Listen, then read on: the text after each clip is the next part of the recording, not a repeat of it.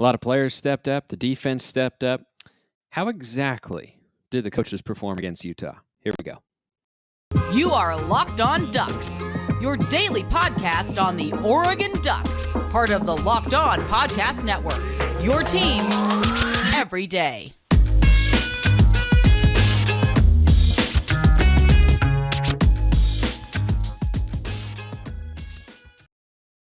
Yes, it is that time once again for Locked On Ducks. I'm your host, Spencer McLaughlin. Thank you so much for making this your first listen or your first view of the day. Part of the Locked On Podcast Network, your number one source to stay up to date with the Ducks. Like, comment, subscribe, please, and thank you if you haven't already, wherever you listen to or watch the show, which today is brought to you by Upside. Download the free Upside app, use promo code LOCKED, and get $5 more cash back on your first purchase of $10 or more. So, I liked a lot of the things I saw from the Oregon coaching staff on Saturday night. We're going to talk a lot about the coaches here on the show today. Those of you watching have probably noticed by now, Spencer, that's not your usual setup. I'm coming to you live from a hotel in Eugene, Oregon. So, pretty neat. You might know that city or might have heard of it from time to time. But let's start with Dan Lanning.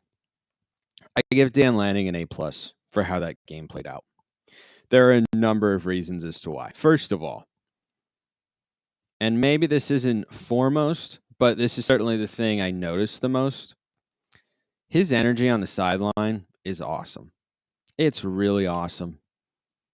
And as someone who does a lot of play-by-play broadcasting, I've always found that it is helpful to me as an announcer, but also as a fan, to care about the game when I see the players caring about the game. But that gets magnified to another level when the coach feels that way too.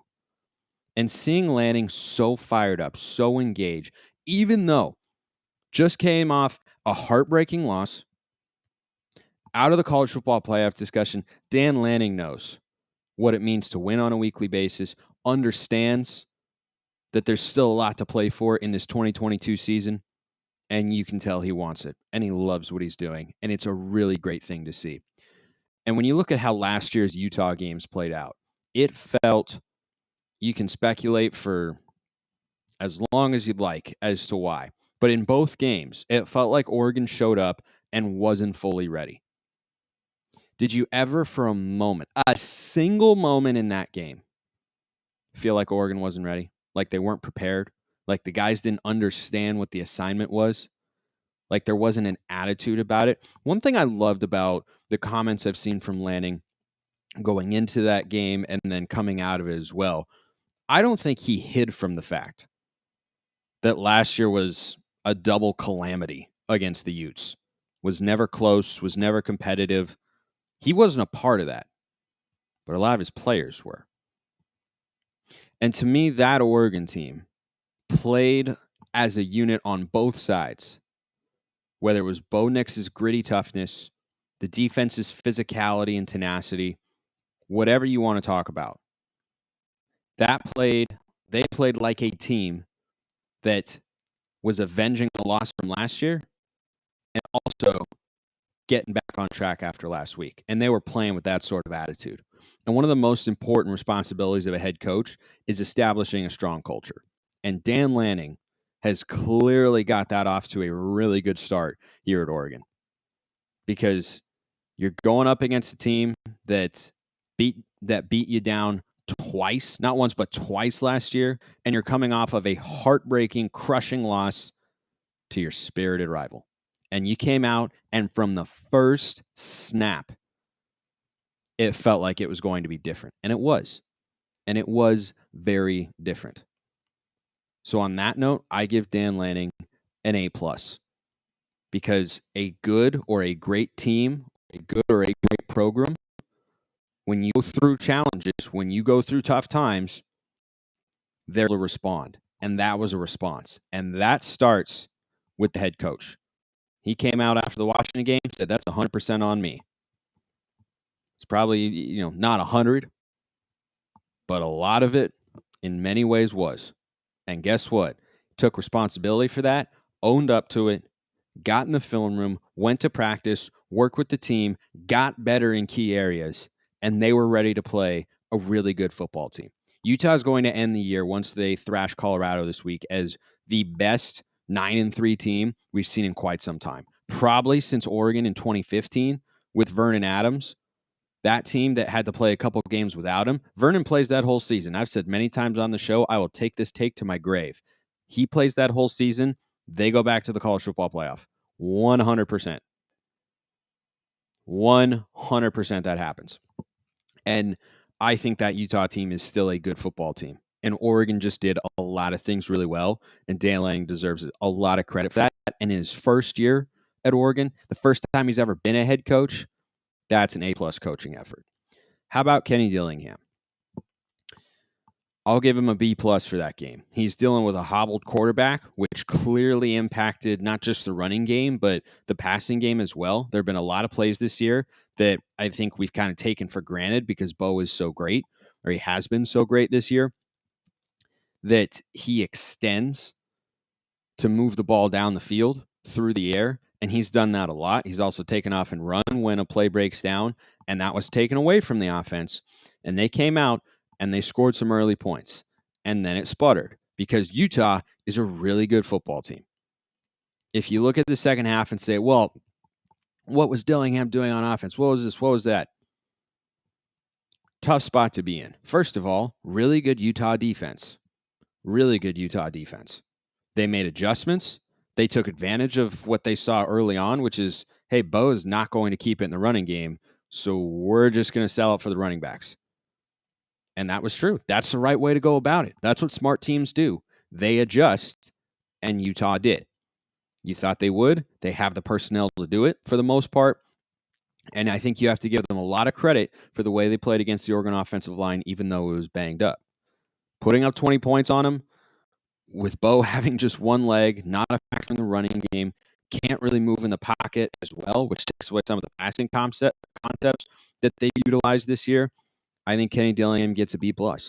But the only reason that it's not in the A category, because I was impressed with a lot of things, not everything, but Kenny Dillingham gave Utah 7 of their 17 points. And that can't happen. That cannot happen. And as disastrous as that play was, it doesn't mean that Dillingham had a C- D+ game. No. But it was really, really bad. It might have felt that way, or heck, even been that way in my eyes if Oregon had ended up losing that game. But they didn't. They didn't. They did just enough to win the game. And Dillingham, I thought, got a little predictable at times. Like I didn't love the wildcat thing, though. I guess I actually understand it, because if Bo isn't going to run, you need to create numbers in the box. So you motion him out, take a defender out of the box, and then I understand that. It just didn't happen to work. But it's not what Oregon wants to do offensively. It's not a part of their running game. But going forward, I think there's a really big question for this offense going into the game formerly known as the Civil War. And that is, how do you run the ball consistently without Bo Nix's legs? Because I don't think in 1 week he's going to suddenly be back to 100% and out there pulling it on a read option like we've seen him do all season long. I think that's a really big question mark. And I think Dillingham and the offensive line, which is banged up too, no Alex Forsyth, and then Jackson Powers-Johnson was off at one time. I think he came back into the game, though. He continues to play really well. Ryan Walk did great things at center. All the snaps were good. That's a backup center. That's the biggest thing. Lest we bring up the, we'll just call it the Alamo Bowl. We all know the one I'm talking about. But I think that's I think that's a big question. Now, what about Tosh Lupoy? What about Oregon's defensive coordinator? A lot of interesting notes there, and one of you asked a particularly interesting question that I had on my mind anyway. Just like we've all got inflation on our minds, and if you want to go save some money and fight inflation, you have to check out Upside. You go anywhere.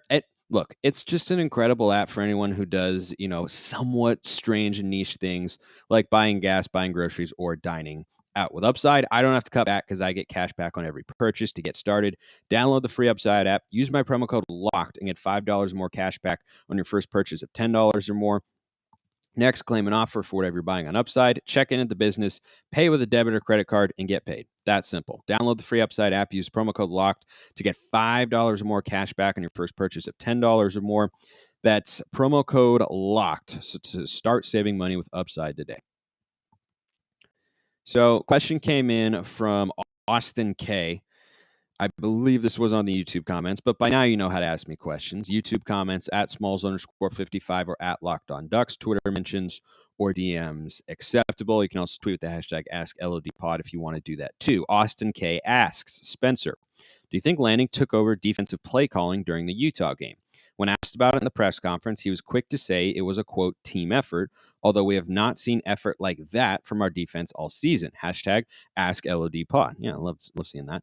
Okay, so here's what I noticed about the defense. Number one, it was night and day from what we saw the week prior.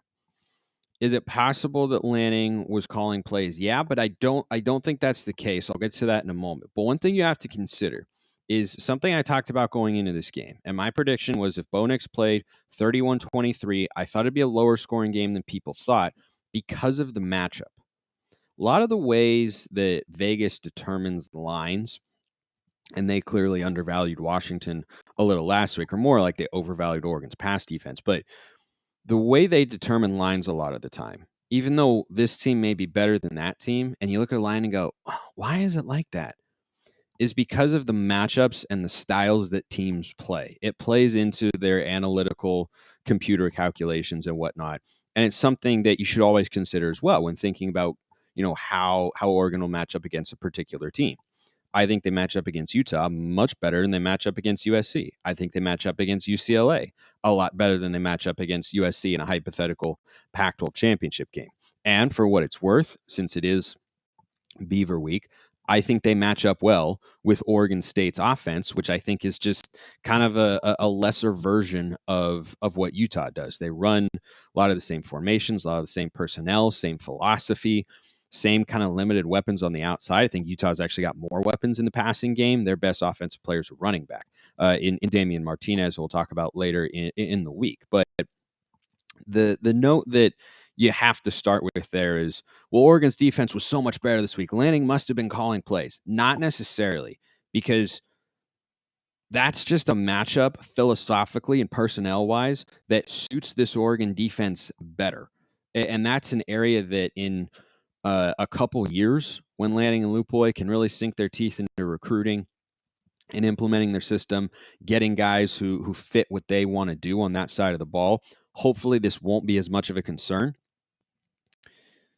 But that's where you start. The next step, because I had the same thought, like, man, you had 3 interceptions of a really good quarterback who was first team All Pac-12 a year ago.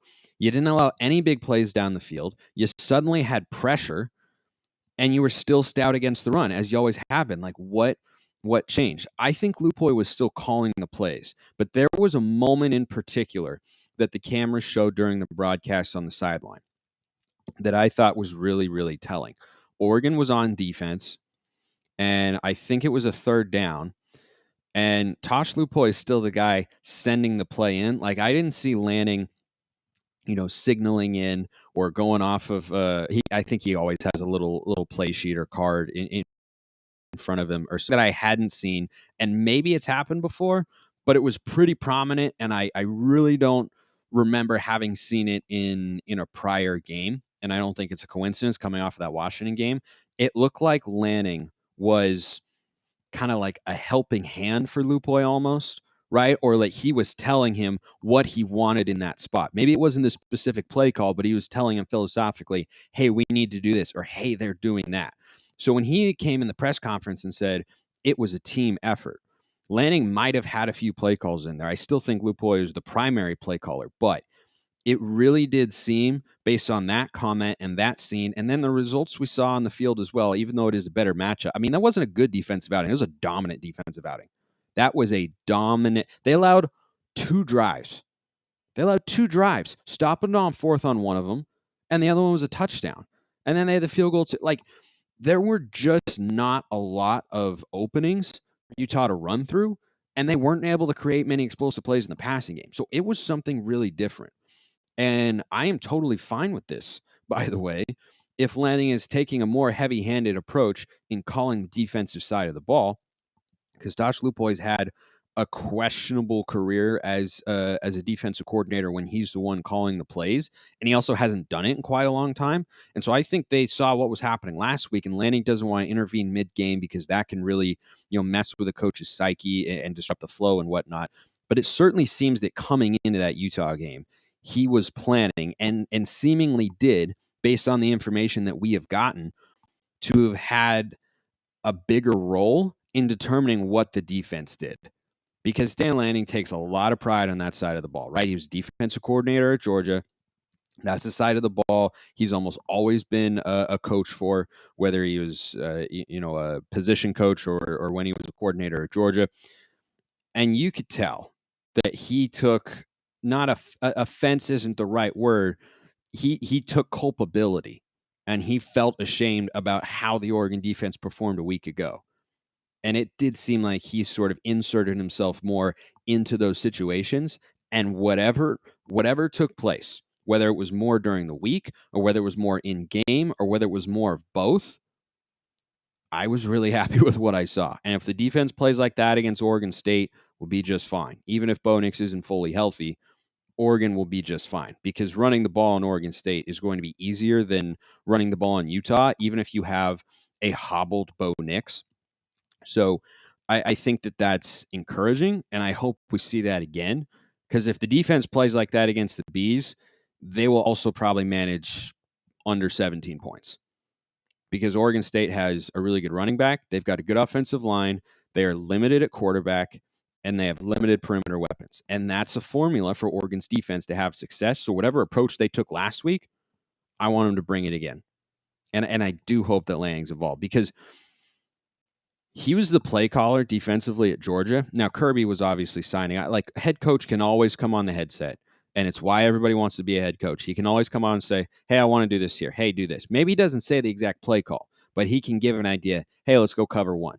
Or, when he's talking with his offensive coordinator, hey, there's a weakness at this part of the defense. Let's get an outside zone, or let's run a or something like that. That can always take place, and it does, which is why you don't hold a coach accountable for just one side of the ball.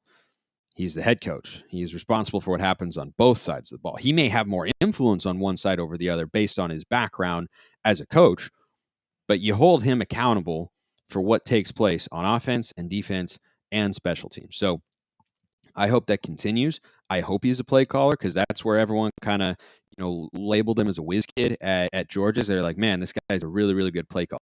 If Kirby Smart trusts you to call plays, and you have that sort of success with, they had a bunch of elite personnel, but having elite personnel doesn't matter unless you have a great play caller. Go look at Texas A&M. So I think that is a good sign for Oregon's defense moving forward. But I'm curious if we see those similar sorts of moments this week against Oregon State, where it looks like Lanning is going, hey, Tosh, we're going to do this, or this is what we want to do here.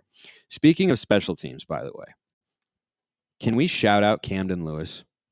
Because that guy is absolute nails. Stud. Reliable. Good leg. Making his extra points and making all his field goals. He's missed like once this year. He had a 49-yarder against UCLA. I know he couldn't make a 54-yarder, which is why we didn't try a long one against Washington. But that's not a spot that you expect him to be in. There are not a lot of college kickers who can do that. They're a very, very small minority. But Camden Lewis deserves his due praise, and I'm going to give him such praise after I tell you about Bet Online, your number one source for betting info, stats, news, and analysis. Get the latest odds and trends for every professional and amateur league out there. From football to basketball to soccer and esports, we've got it all at betonline.net. And if you love sports podcasts, you can find those at BetOnline as well. We're always the fastest and easiest way to get your betting fix. Head to the website today or use your mobile device to learn more. Bet Online, where the game starts. Camden Lewis hits 2 field goals in this game, makes both of his extra points. And here's the thing I appreciate most about what he has done. When he first got to Oregon, highly touted recruit, yeah, he didn't look like he was up to it. He missed an 18-yard field goal in the Auburn game. He would miss extra points in that Pac-12 championship game. He was sidewalk kicks through. I mean, he wasn't a very good kicker. He lost the kicking job. Did he transfer? No. Nowadays, in this very transient world of college football for players, I have double the amount of respect for guys who stick it out, like Max Duggan at TCU, Camden Lewis at Oregon. Look across the country. You can find examples of it. They're just becoming fewer and further between, of guys who lose their starting job and say, nope, I'm not going to leave where I'm going to go to some lower school and get playing time or whatnot. I'm going to earn my job back. And I remember when Cattleman was kicking, I thought, man, that guy looks really, really good. And then when Lewis won it back, I thought, what? Wait, why? Cattleman's been so good. I don't understand. Yeah, that guy deserves our utmost respect. And here's the thing about kickers. You never give them the attention or love because you don't hear from them very often, right up until you really, really, really, really need them. Oregon won this game by 3 points. Utah missed a field goal. Where does that game go if Camden Lewis has the same miss? It wasn't a game winner in the final seconds, though he's had one of those in his career, 2019 against Washington State. But that guy has been so good. And Joe Lorig, the special teams coach, deserves a lot of credit. Because I talked about before the season, coming into this year, areas where Oregon can improve, special teams. And we haven't had for a touchdown, but I feel like the punting can improve. The punting can still improve. They might just need personnel in that area. But the kick returns, the kickoff coverage, the punt coverage, the punt returns, field goals, all that stuff has been rock solid. And you can't overlook how important that has been. And that's clearly been, it was an emphasis. I think during spring practice, I heard that was something they started every practice with, and the previous staff didn't do that quite as often. And I think that showed that it wasn't enough of an emphasis. But special teams, you need them to be special in a few critical moments, and they get overlooked right up until you really, really need them. And Camden Lewis specifically has been at the head of it. I think Boyle's done a nice job generating touchbacks on the kickoffs too. But I really am impressed with what Camden Lewis is doing, because the thing I appreciate most about him is he's given me confidence. Like when he goes out to kick a field goal, I expect him to make it. I expect him. I don't think he can make it. I don't want him to make it. I expect him to make it. And he has been. And he's been really, really good. Props to Camden Lewis. Guy is absolutely awesome. Joe Lorig, special teams coach. Quick note on Oregon basketball here before I answer a couple fun questions that I got from two of you, which I greatly appreciate. So Oregon basketball the other night on Sunday lost to number 3 Houston at home. I was able to watch a good amount of the game because Southern Utah women's basketball, who I'm in Eugene with for the game on Monday night, is they're playing the Ducks. So I was able to pop over and watch. And Oregon is not a team that is a world beater, but they're also not a bad team. Now, they played poorly against UC Irvine. They really, really did. They did not play poorly against Houston. They played quite well. Their defense is so good. They've got length. They've got athleticism. They're well coached, and they have an array of shot blockers and a lot of size. Kello Ware is huge, and Folly Dante is a monster. And defensively, that team is good enough to go to the Final Four. Defensively, here's the thing that's going to be a recurring theme as I continue to talk a little more basketball as the season goes on for Dana Altman's unit this year. They can't shoot. They do not have, at this point in time, they do not have good shooters. They're also still kind of lacking a number 1. Will Richardson's a good player, but he's a number 2. But they were 3 of 22 from beyond the arc, and Houston was 11 of 22. They made 11 or 12. That's your ball game. They lost by 10. They were in that game, but they just miss too many threes. They were 3 of 22. That is the only stat that matters. This team can win the Pac-12 because they are experienced, they are long, they are athletic, they are well coached. They just need to hit shots, and that's a big if. Going to be a recurring theme. Okay, let's get to a couple fun questions here. My guy Beginner Catholic wants to ask, while you were golfing in Hawaii, how many birdies did you make? And then also, what's your ideal Thanksgiving meal and Oregon game replay that I would want to have on while eating said meal? I played 3 rounds in Hawaii with my dad, which were awesome. I was playing at the Wailea Gold and Emerald courses. We played the Emerald twice and Gold once, both really, really fun if you ever get a chance. And I made 5 birdies the first day, still managed to shoot over par. That's kind of the summation of my game. I don't make enough boring pars, but then I did on the last day. And then I only had 1 the second day. And I only had 2 birdies on my final round, but then I didn't make any bogeys that day, which doesn't happen often, especially for me. It's usually a lot of birdies and a lot of bogeys when I go play golf. Anyway, ideal Thanksgiving meal. I am a traditionalist for Thanksgiving meals. I am very much so. My mom makes this killer Cajun turkey. Like it's not like too Cajun or too spicy. Like it's still a Thanksgiving turkey, but it's got this nice Cajun spice crust on the outside, and the gravy that comes with it has this kind of spicy herbal nature to it. It's the best turkey I've ever had. She makes it every year. Unfortunately, I won't be able to enjoy it this year. Maybe she'll mail me some leftovers and whatnot. But I'm a traditionalist on stuffing. I prefer stuffing that is baked inside the bird, gives it a texture and flavor that you don't get when you just make it in a baking dish in the oven, which can still be very good. But again, I like the stuffing the most that is cooked inside the bird. It is just, that is prime time stuff. Again, tradition. Well, actually, no.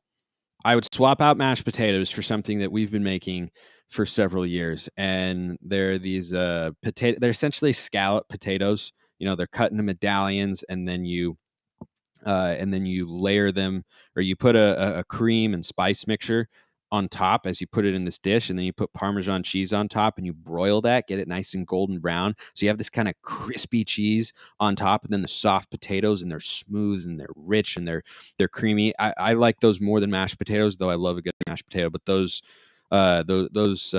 potatoes au gratin are, I believe, what they're called, and they are sensational. I like a little cranberry sauce. Doesn't have to be anything fancy, like preferably you make it yourself. My grandma makes great cranberry sauce.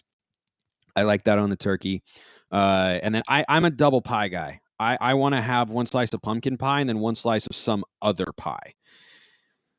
Whether it's pecan, apple, Oreo, lot of different ways you can go there. But yeah, so I'm a traditionalist with all that sort of stuff. But that's kind of like my ideal meal. And then my mom makes these Parker House rolls that are to die. I mean, I could eat just those for Thanksgiving, call it a great meal.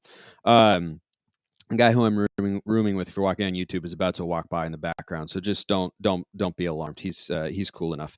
What Oregon game replay would I want to put on? I thought about this one. It's pretty tough. Like there's so many great games. It's just so many. But the one I came back to? If I were eating a Thanksgiving meal and I had one Oregon football game to watch, I would go with the 2009 Civil War. It was Thanksgiving time, going against the Beavs, Rose Bowl on the line. I know that Rose Bowl didn't go how we wanted it to, but that game, having it all on the line right there, and 2 fourth down conversions on that final drive to ice the game, give me that one. A lot of good options. Hop in the YouTube comments. Let me know what games you guys would roll with. I would go with that one. That is forever one of my favorite Oregon football moments. Last one from my guy Peyton. What is your biggest what if for Star Wars? For example, what if Padme joined Anakin and went to the dark side? I understand the direction you were probably hoping I'd go with this question. Here's the biggest what if. What if they got competent writers and directors for the sequel trilogy? What if they didn't botch Finn's character? What if Rey was interesting? Those are kind of the biggest what ifs I've got. If you want to go plot specific, what if they made Finn an interesting character after they introduced him and then had him sacrifice himself and serve as a little bit of a martyr in The Last Jedi, which is a calamitous film outdone only by The Rise of Skywalker, which stinks.